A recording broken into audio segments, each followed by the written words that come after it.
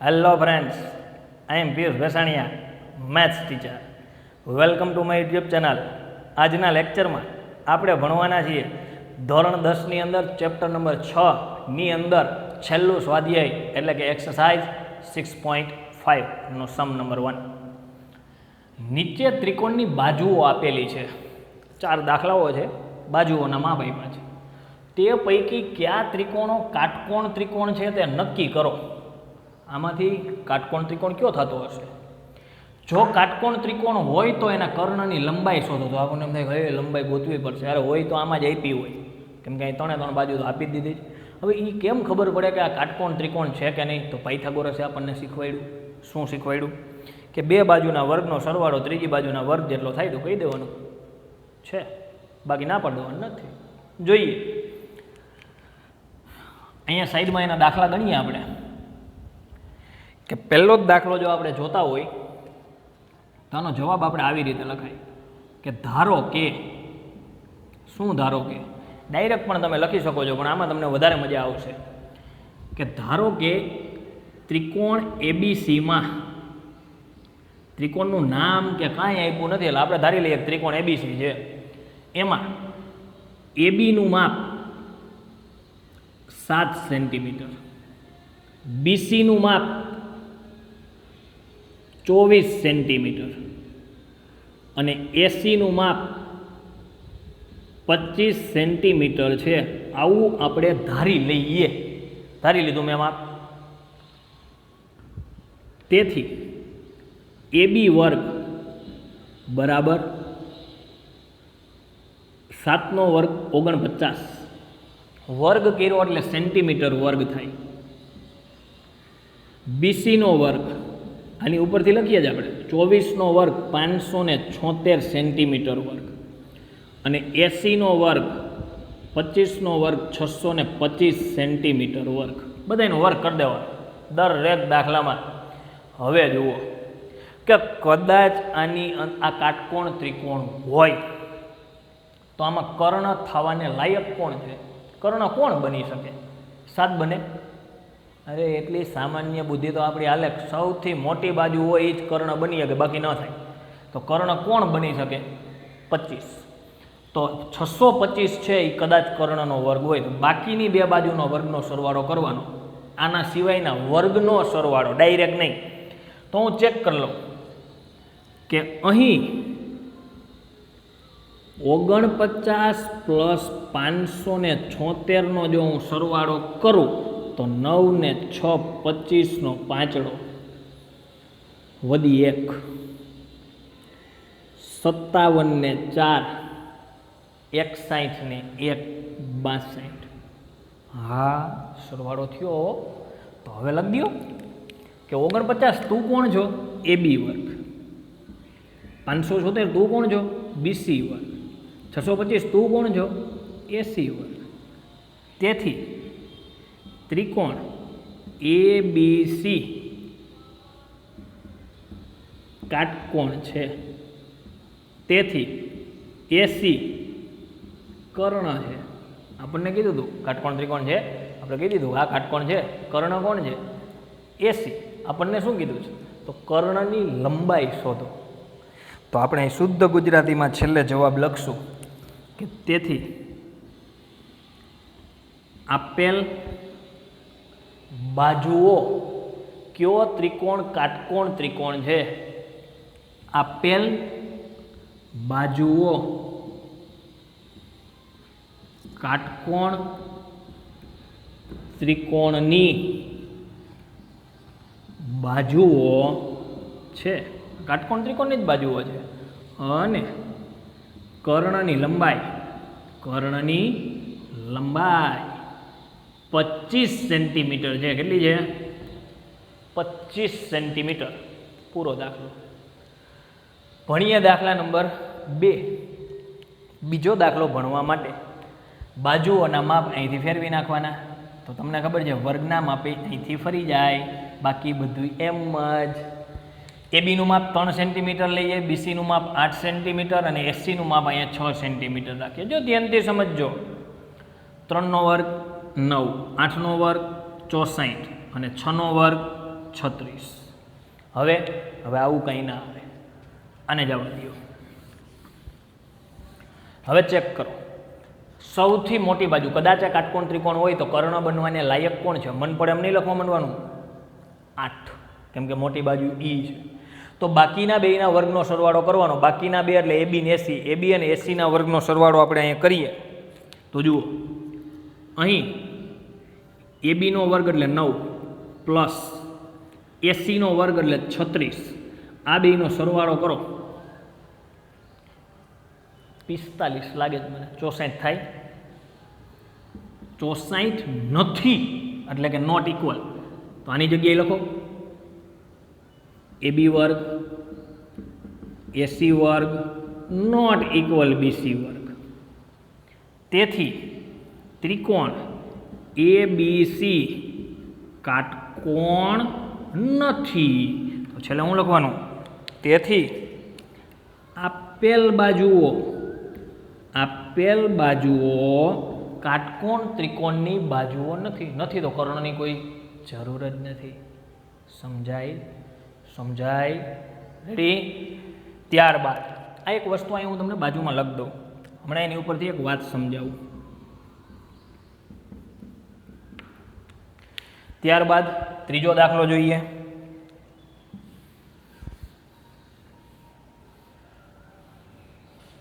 દાખલા નંબર 3. શું કીધા બાજુઓના માપ? 50, 80 અને 100. 50, 80 અને 100. 50 નો વર્ગ 5 નો વર્ગ 25 અને 1 જીરાનો વર્ગ 2 જીરા, એટલે કહેવાય 50 નો વર્ગ 2500. 64, 100. 10 નો વર્ગ 100, 1 જીરાનો વર્ગ 2 જીરા. આમ કરો તો ચાલે. એકડાનો વર્ગ 1, પછી પહેલા જીરાનો વર્ગ 2 જીરા, બીજા જીરાનો વર્ગ. અહીં ચેક કરી લઈએ, બે નાની બાજુ કઈ છે? તો હવે તો સમજાઈ ગયું હોય. 2500 પ્લસ 6400 બરાબર, ચેક કરો, 0 0. 25 ને 64 100 થાય? ન થાય. 100 નથી એટલે આગળના દાખલાને જેમ કહી દેવાનું. શું કહી દેવાનું? AB નો વર્ગ પ્લસ BC નો વર્ગ નોટ ઇક્વલ AC નો વર્ગ. તેથી ત્રિકોણ ABC કાટકોણ ત્રિકોણ નથી. તેથી આપેલ બાજુઓ કાટકોણ ત્રિકોણની બાજુઓ નથી. કર્ણની કોઈ ઝંઝટ જ નથી. ઈ નથી લખવાનું હો, આ તો વાત છે. હા, જોઈએ દાખલા નંબર 4.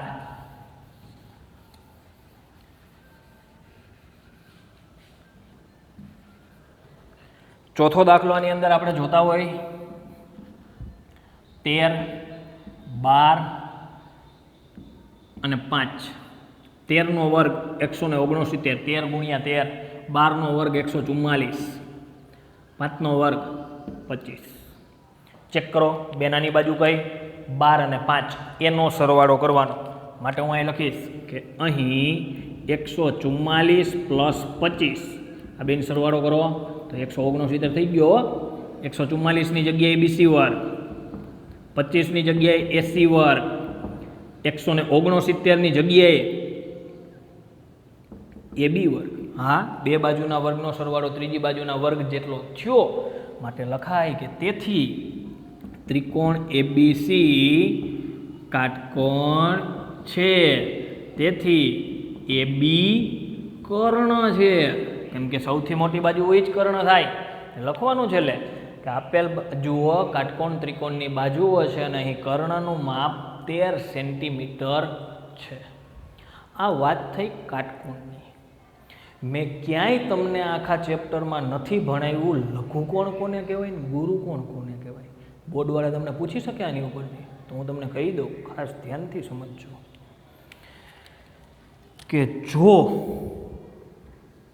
કોઈ પણ બે બાજુ, એક્ઝામ્પલ તરીકે AB વર્ગ વત્તા BC વર્ગ બરાબર AC વર્ગ થાય તો તમે સમજી જ ગયા કે આ ત્રિકોણ કાટકોણ જ હોય. સમજી ગયા કે નથી સમજી ગયા? આ તો પાયથાગોરસે કીધું ને, આપણે નાના હતા ત્યારથી આપણને આ વાત આવડે જ છે. પણ આવું થાય તો, એટલે કે બે બાજુના વર્ગનો સરવાળો AB વર્ગ વત્તા BC વર્ગ AC વર્ગ કરતાં નાનો છે. સમજાય ને સિમ્બોલ? કે જે બાજુ બે પાખિયા હોય એ મોટું કહેવાય, આ બાજુનું નાનું કહેવાય. રેડી? આમ જોતા જ લાગે જો આ નાનું છે આના કરતાં, તો આ બાજુનું નાનું કહેવાય. આવું આવે તો શું? અને AB વર્ગ વત્તા BC વર્ગ એટલે બે બાજુના વર્ગનો સરવાળો ત્રીજી બાજુના વર્ગ કરતાં મોટો થાય. વર્ગ કરતાં, હો, ડાયરેક્ટ નથી કહેતો હું વર્ગ કરવાના. આ ત્રણ સિવાય હવે કોઈ પોસિબિલિટી થાય જ નહીં. તો આપણી પાસે ત્રિકોણી ત્રણ, કાટકોણ, લઘુકોણ, ગુરુકોણ પૂરું. માટે જો આ 64 કરતાં આ બે બાજુઓ નાની હોય અને આ બે બાજુના વર્ગનો સરવાળો ત્રીજી બાજુના વર્ગ કરતાં મોટો થાય તો આ ત્રિકોણને કહેવાય લઘુકોણ. એવો ત્રિકોણ લઘુકોણ. અને જો આવું થાય તો આ ત્રિકોણને કહેવાય ગુરુકોણ. કેવો કોણ? ગુરુકોણ. સમજી તમે ડાયરેક્ટ શકો. બાજુના માપ તમને યાદ હોય તો આમાં કેવા આપ્યા હતા? 3, 6 અને 8. વિચાર કરો. અહીંયા તમે આ 3 દોરો, અહીંયા તમે આમ 6 દોરો, તો આ બે આમ ડાયરેક્ટ સીધું કરી નાખો. 3 ને 6 તો બેનો સરવાળો કેટલો થાય? 9. અહીંયા કેટલો છે? 9 ની નજીક 8. તો આ બે આવી રીતે તમે દોરો તો આ 8 થાય. તો જો લાગે ગુરુકોણ. માટે બે કરતાં ત્રીજી બાજુ વધી જાય એટલે કે બેના સરવાળા કરતાં ત્રીજી બાજુ તો બહુ મોટી હોય, તો બહુ મોટી હોય તો સામે ખૂણો મોટો જ હોય. મોટો એટલે ગુરુકોણ. અને જો બે બાજુના વર્ગનો સરવાળો ત્રીજી બાજુ કરતાં નાનો હોય એટલે એની સામે ખૂણો નાનો હોય. નાનો એટલે લઘુકોણ. આમ યાદ રખાય. આ તો તમને જો બહારથી કંઈ ક્વેશ્ચન આવો 1 માર્કમાં પૂછાય, જો કે આ ચેપ્ટરમાંથી 1 માર્કના નથી પૂછાતા, પણ કદાચ પૂછી લે તો આપણે એને ના ન પાડી શકીએ. એટલા માટે આ વાતને ખાસ નોટ કરી રાખજો. જોઈએ નેક્સ્ટ દાખલો. દાખલા નંબર 6. કેમ કે આપણે આ ચેપ્ટરમાં રાઇડરો ભણતા નથી એટલે સીધો દાખલા નંબર 6. સમબાજુ ત્રિકોણ ABCની બાજુ 2A છે તો તેના દરેક વેધ શોધો. આનો આન્સર લખવા માટે ખાસ ધ્યાનથી સમજજો. આ સમબાજુ ત્રિકોણની વાત છે એટલે આપણે અહીંયા એક સમબાજુ ત્રિકોણ દોરીશું. સમબાજુ ત્રિકોણ એટલે જેની બધી બાજુઓના માપ સરખા હોય એને કહેવાય સમબાજુ ત્રિકોણ. આ મેં દોરી દીધો સમબાજુ ત્રિકોણ, જેને નામ અહીંયા આપ્યું છે ABC. આ સમબાજુ ત્રિકોણ ABCની બાજુના માપ આપણને આપેલા છે અહીંયા 2A. એટલે દરેક બાજુનું માપ કેટલું છે? 2A. અહીંથી અહીંયા આખી BCનું માપ અહીં છે 2A. તમે કહેશો કે અહીંયા કેમ આવું લખ્યું? સમજાવું. તેના દરેક વેધ શોધો. વેધ અહીંયા દેખાતા નથી એટલે મારે વેધ દોરવો પડશે. આમે વેધ દોર્યો, નામ આપી દઈએ D.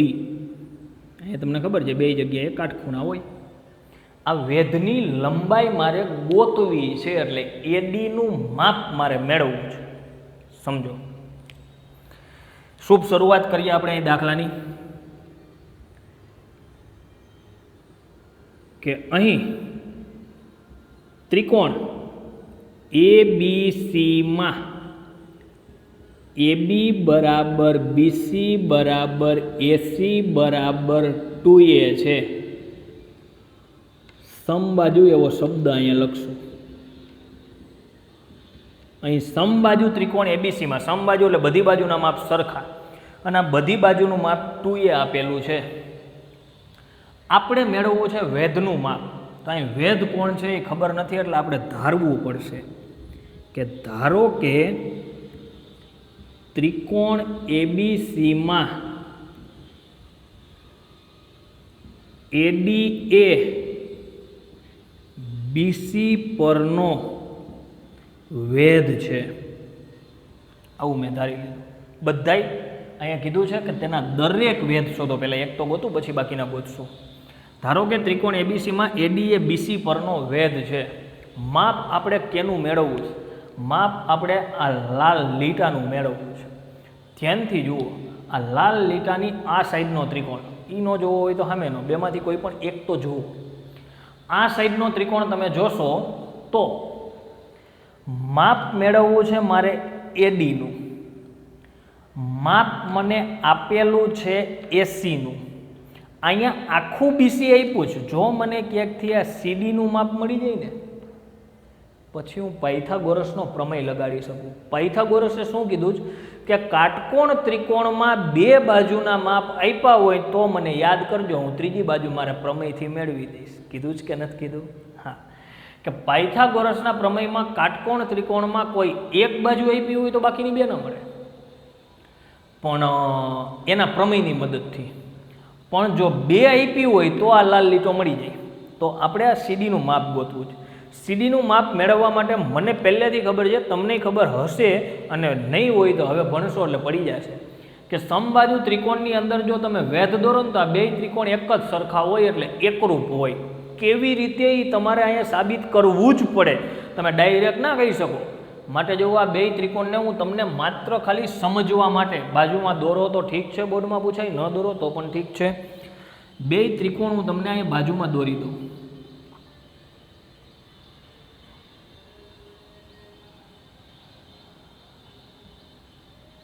એવડો જ ત્રિકોણ દોરીએ.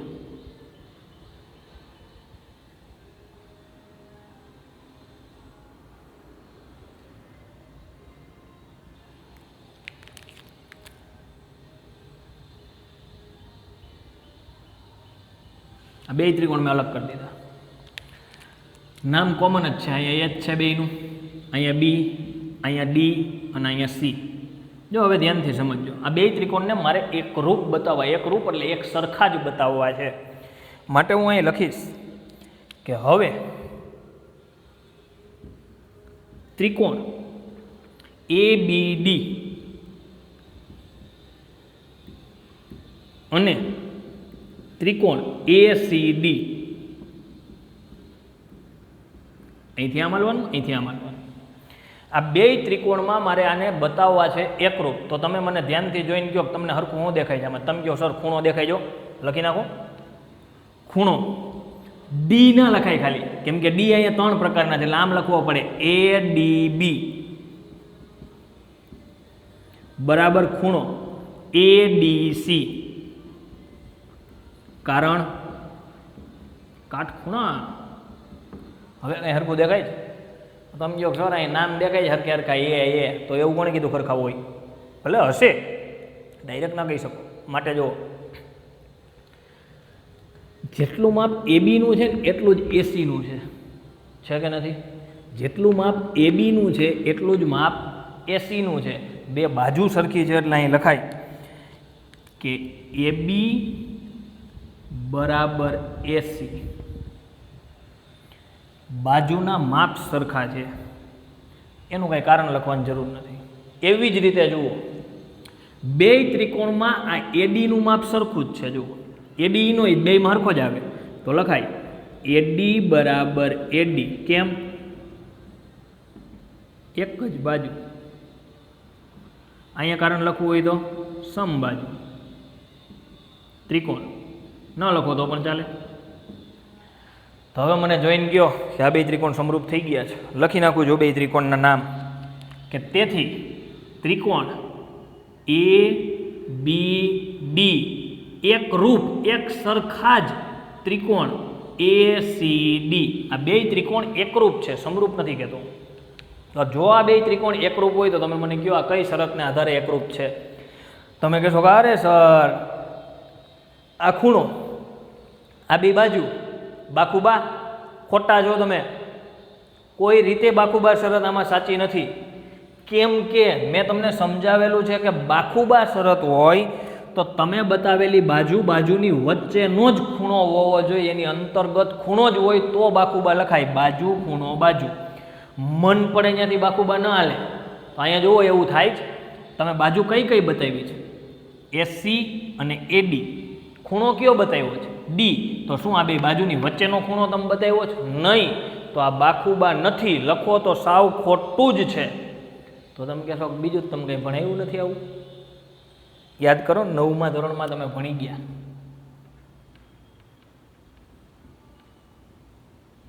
યાદ આવે કઈ આવું? કાકબા, કાટખૂણો, કર્ણ અને બાજુ. જુઓ, પહેલાં મેં સૌથી પહેલાં કાટખૂણો બતાવ્યો. કાટખૂણાને સામેની બાજુને કહેવાય કર્ણ. જુઓ, બેમાં કર્ણ મેં હરખો બતાવ્યો. અને કાકબા એટલે બેમાંથી કોઈ એક બાજુ બતાવી. આ બાજુ હરખી હતી એટલે મેં બતાવી દીધી. રેડી? આટલું લખ્યું હોય એટલે ભાઈ એમને સાચો પડી જાય દાખલો, કારણ કે આટલી તમને ખબર પડી ગઈ એટલે બહુ મોટી વાત છે આ કાકબા. રેડી? હવે મારે કામ કોનું હતું તમને ખબર છે? મારે કામ હતું આ સીડી બાજુ કે બીડી બાજુ ગોતવાનું. તો આ બે ત્રિકોણ એકરૂપ છે, તો આની ઉપરથી હું એવું ન કહી શકું કે તેથી બીડી બરાબર સીડી. બીડી અને સીડી બે બાજુના માપ જ સરખા થાય. ન કહી શકાય? એવું કહી શકાય. અને આવું કીધું હોય તેથી હું કહી શકું કે તેથી બિંદુ ડી એ બીસીનું મધ્ય બિંદુ છે. આવું થાય એટલે મધ્ય બિંદુ હોય જ. તો તમે કહેતા યાદ કરો, આને જ વેધ કહેવાય અને આને જ મધ્યગા કહેવાય. મધ્યગા એટલે શું? કે આ કોઈ શિરોબિંદુમાંથી સામેની બાજુના મધ્ય બિંદુને જોડતા રેખાખંડને કહેવાય મધ્યગા. વેધ કોને કહેવાય? કે સામેની બાજુ પર દોરેલા લંબને કહેવાય વેધ, અને મધ્ય બિંદુને જોડતો રેખાખંડ હોય એને કહેવાય મધ્યગા. પણ સમબાજુ ત્રિકોણ હોય ને એમાં મધ્યગા અને વેધ ને બધું સરખું જ હોય. શા માટે હોય મેં અહીંથી તમને સાબિત કરી દીધું. ડાયરેક્ટ ક્યાંય નહીં લખવાનું, સાબિત કરવું પડે. તો ડી મધ્ય બિંદુ થાય તો તમે વિચાર કરો કે બીડીનું માપ મારે ગોતવું હોય તો એ અડધું થાય કોના કરતાં? બીસી કરતાં. થાય કે ન થાય? બીડીનું માપ બીસી કરતાં અડધું. 1/2.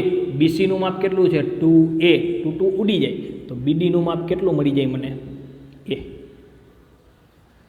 આનું જ કામ હતું આપણે. કેમ કે આ બાજુ a થાય, આ a થાય. હવે કાટકોણ ત્રિકોણ બેમાંથી તમને જે સારો લાગે એ જુઓ. ABD કે ADC, જે સારો લાગે એ. એમાં બે બાજુના માપ મળી ગયા, ત્રીજું મળી જાય પાયથાગોરસના પ્રમેયથી આરામથી મળી જાય. માટે હું લખીશ કે હવે ત્રિકોણ ADB માં ખૂણો D બરાબર 90 છે. તેથી પાયથાગોરસનો પ્રમેય લગાડી શકાય. D 90 હોય તો D ની સામેનાને કર્ણ કહેવાય. એટલે AB વર્ગ BD વર્ગ પ્લસ AD વર્ગ. પાયથાગોરસનો પ્રમેય લગાડ્યો. કાટખૂણાની સામેનો કર્ણ, કર્ણનો વર્ગ બરાબર બાકીની બે બાજુના વર્ગનો સરવાળો. AB ની જગ્યાએ કેટલા લખાય? 2a. ક્યાંથી ગોઈતા? અહીંયા પહેલાં જ લખ્યા હતા 2a. BD ની જગ્યાએ શું લખાય? a. ક્યાંથી ગોઈતા? અને AD તો આપણે મેળવવું છે 2a વર્ગ એટલે 2 નો વર્ગ 4a વર્ગ બરાબર a વર્ગ વત્તા AD વર્ગ. આ સાઈડ લઈ આવું એટલે 3a વર્ગ. 4a વર્ગમાંથી a વર્ગ બાદ બરાબર AD વર્ગ. ડાયરેક્ટ લખી દઉં AD વર્ગમૂળ કાઢો, 3 નું ન નીકળે એટલે વર્ગમૂળ 3 અને આનું a. આ મળી ગઈ વેધની લંબાઈ. AD બરાબર √3. તો મને કોઈક એવું કહે કે સર તમે જ્યારે કીધું હતું કે બે સાઈડથી વર્ગમૂળ કાઢો ને એટલે પ્લસ ઓર માઇનસ આવે, તમે જ ના કરી. અહીંયા બાજુનું માપ છે, વેધનું માપ કોઈ દી ઋણ હોય ન હોય, એટલે મેં પ્લસ ઓર માઇનસ નથી કરી. આમ દરેક વેધની લંબાઈ √3 છે. લે કોક મને એવું કહે કે સર એમ કેમ? તમે ગોઈતું તો એક વેધને લખી દીધું, બધાય વેધ સમબાજુ ત્રિકોણ છે. ગમે એ વેધ દોરશો આવું જ થાય. કારણ લખી દેવાનું. સમબાજુ ત્રિકોણમાં દરેક વેધની લંબાઈ સમાન હોય છે. આની ઉપરથી કહું, 1 માર્કનો MCQમાં પૂછાય, ડાયરેક્ટ ખબર પડી જાય કે આનો જવાબ શું આવવાનો છે. ક્યાં લખું? અહીંયા લખ દઉં. સમબાજુ, સમબાજુની જ વાત કરું જો. સમબાજુ ત્રિકોણમાં વેધની લંબાઈ બરાબર √3/2 બાજુનું માપ. પૂરું. આ ડાયરેક્ટ ખબર પડી જાય. કોઈ પણ સમબાજુ ત્રિકોણ તમને આપ્યો હોય એમાં તમને એમ કહે કે વેધની લંબાઈ ગોતો, એટલે તમારે શું કરવાનું? √3/2 બાજુનું માપ લખી નાખવાનું. જોઈએ આમાં સાચું છે કે નહીં. √3/2 બાજુનું માપ 2a. 2 ઉડી ગયા, જવાબ આવી ગયો √3. આ 1 માર્કના MCQમાં પૂછાય તો દાખલો પૂછાય તો આખો આવી રીતે 2 માર્કમાં ગણવો પડે. મળીએ નેક્સ્ટ નવા વિડીયો લેક્ચરની અંદર એક નવા દાખલાઓ સાથે.